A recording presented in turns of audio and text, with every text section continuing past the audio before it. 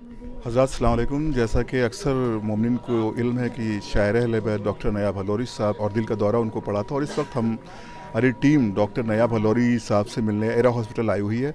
और हम जानते हैं कि किस बीमारी से वो परेशान है और किस बीमारी ने उन्हें अभी घेर रखा है। और हम तमाम व्यूवर्स से गुजारिश करेंगे कि डॉक्टर नयाब हलौरी साहब की सेहत के लिए दुआ फरमाएं। और अगले तासुरात हम पेश करते हैं डॉक्टर नयाब हलौरी साहब के।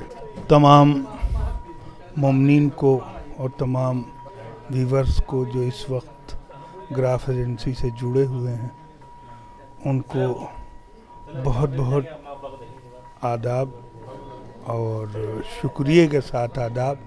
आप लोगों की दुआओं ने एक बार फिर अल्हम्दुलिल्लाह हौसला बख्शा और बारगाह इजाबत में आपकी दुआएं मकबूल हुई।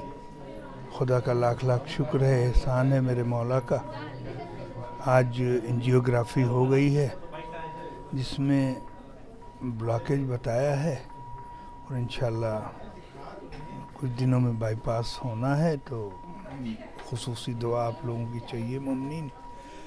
मैं जहाँ तक समझता हूँ कि आपकी दुआएं ही मेरे लिए लाजमी हैं और यही पुल सरात बनेंगी हमारी ज़िंदगी और अजल के दरमियान। मौला आपको खुश रखे, सलामत रखे।